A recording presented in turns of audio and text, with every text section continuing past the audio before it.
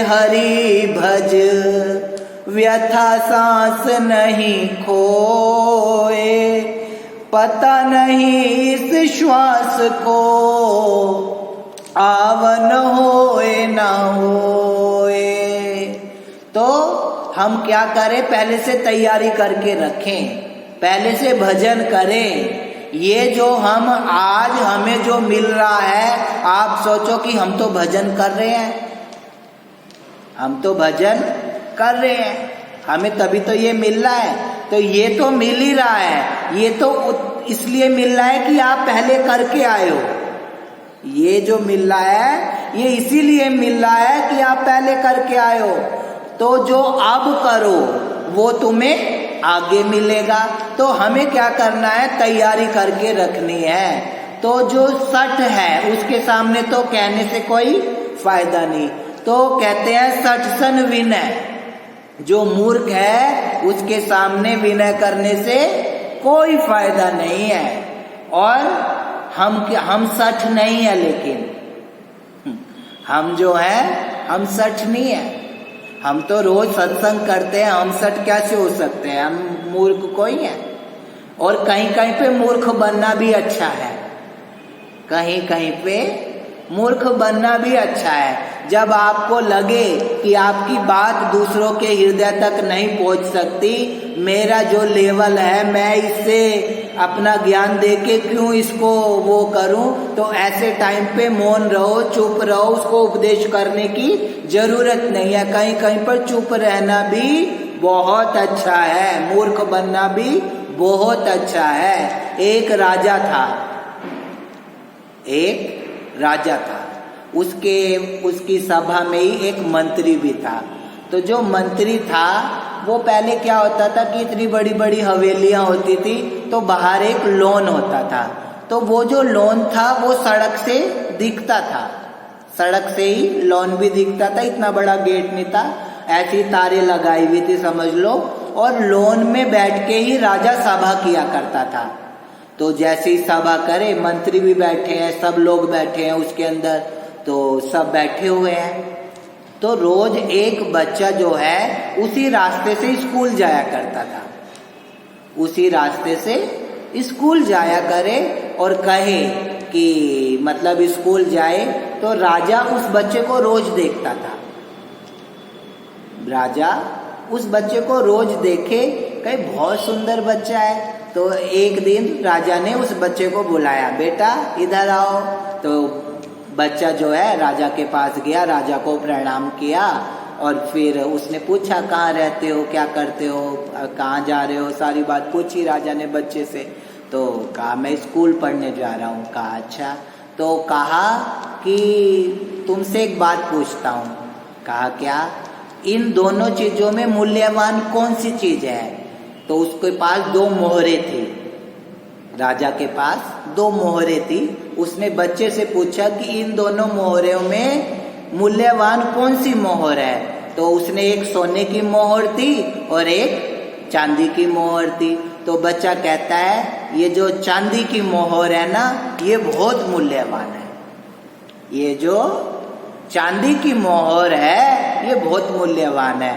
तो अब सारे के सारे मंत्री हंसे, सारे के सारे राजा हंसे कि हमने इसको मूर्ख बना दिया, हमने इसको बच्चे को मूर्ख बना दिया। तो बच्चा क्या करे कि बच्चे को राजा जो चांदी वाली मोहर है वो ऐसी खुशी में दे दे कि लो भाई ये तू रख ले।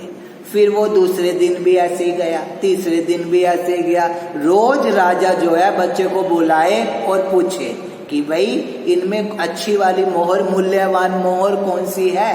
तो बच्चा फिर कही चांदी की ही जो है वो ही बहुत मूल्यवान है। और वो लगे, राजा को लगे कि मैं बच्चे को जो है मूर्ख बना रहा हूँ। एक दिन क्या हुआ, जो वो बच्चा था वो उसी के मंत्री क्या था जिससे पूछता था, उसकी सभा में जो मंत्री बैठते थे उन्हीं मंत्रियों में से किसी का बच्चा था।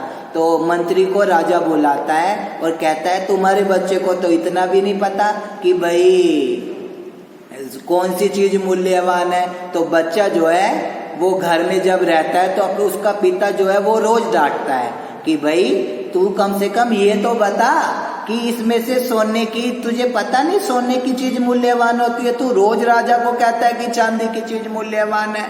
तो फिर कहा, बच्चे ने कहा पापा अंदर आओ, मैं आपको दिखाता हूँ। जैसे ही अंदर गया तो उसने कहा कहीं कहीं मूर्ख बनने में ही फायदा होता है। देखो ऐसे मूर्ख बनते बनते बनते बनते मैंने 5 किलो चांदी इकट्ठी कर ली, सोने से भी ज्यादा।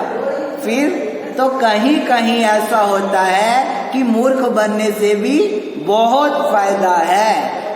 लेकिन हम जहाँ मूर्ख हमें बनना चाहिए वहां तो हम मूर्ख बनते नहीं, और जहाँ हमें मूर्ख नहीं बनना चाहिए वहां हम बनते हैं। तो हमें क्या करना है, हम मूर्ख नहीं है, पहली बात ये समझ लो। ये एक उदाहरण है, ये समझाने के लिए कहना पड़ता है। लेकिन अपने आप को, हम तो ठाकुर के दास है ना, हम मूर्ख कैसे हो सकते हैं? हमें कमियां हैं, हमें सब पता है, लेकिन फिर भी हम श्री ठाकुर जी के दास हैं। इस बात को कभी नहीं भूलना चाहिए।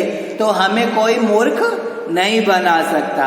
तो कहते हैं, कूप खनत मंदिर जरत आए धारी बबूर, बबही नवही निज काज सिर कुमति शिरोमणि कूर। तो इसमें बताया शठ जो व्यक्ति है उसके सामने विनय करना बेकार है। फिर दूसरी बात है, सठ सन विनय और कुटिल सन प्रीति। कुटिल सन प्रीति, जो कुटिल है उसके साथ प्रीत करने से क्या फायदा? हाँ, जो तरह तरह का दिमाग लगाता है, तरह तरह के विचारों में फंसा रहता है और वो तुम्हें समय नहीं देता, उसका दिल मन में कुटिलता भरी हुई है, फिर ऐसे व्यक्ति से प्रीत करने से क्या फायदा? नीतिकार कहता है। तो अगर प्रीत करनी है तो किससे करें? ठाकुर जी से। प्रीत करने जैसा एक ही है इस धराधाम पे, उसी के जो चरणार विंद है उसी से हमें प्रीत करनी है। अन्यथा लोग तुमसे तो चाहते हैं, तुम्हें नहीं चाहते, ये ध्यान रखना।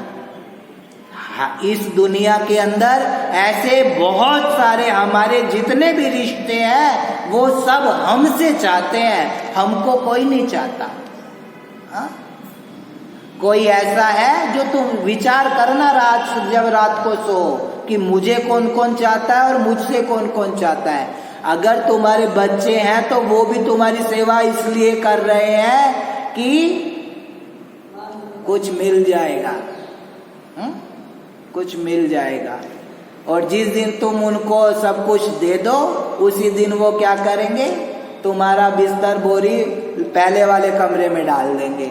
तो उनसे तो प्रीत करने से कुछ होने नहीं वाला। प्रीत करनी है तो किससे करें?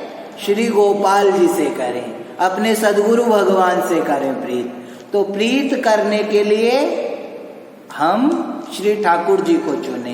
तो इन्होंने तो कहा, कृपण सठ सन विनय और कुटिल सन प्रीति। ये जो है कुटिल के साथ हमें प्रीति नहीं करनी है, हमें किससे प्रीति करनी है? श्री ठाकुर जी से। जो क्या कहें, ठाकुर जी तो ऐसे हैं कि 1 मिनट में रिझ जाते हैं। 1 मिनट में उनको रिझाना है तो बस क्या करो, हमारा भाव जो है वो शुद्ध हो, जैसे हो वैसे ही आ जाओ। क्या करो? जैसे हो वैसे ही आ जाओ। वो कुछ उस कपड़े ना ओढ़ो ज्यादा। कपड़े ओढ़ के आओगे तरह तरह के नई नई वैरायटियों के, तो ठाकुर जी उलझ जाएंगे। जैसे सहज हो, जो तुम्हारा निज स्वरूप है, वैसे ही ठाकुर जी के पास आ जाओ। और ठाकुर जी का एक ही काम है, वो किसी को, वो सबको स्वीकार कर लेते हैं, वो सबको स्वीकार कर लेते हैं। उनके यहाँ ऐसा नहीं है कि तू गंदा है, वो ये नहीं कहने वाले। जैसे गंगा जो है वो कभी कहती है कि भाई तू मेरे में नहीं नहा सकता। गंगा कहती है कोई भी आ जाओ, मैं सबको पवित्र कर दूंगी, सबको पावन कर दूंगी। लेकिन जो ठाकुर जी हैं प्रीत करने जैसी है तो श्री ठाकुर जी से करो और गाओ मेरे साथ क्या, गोपाल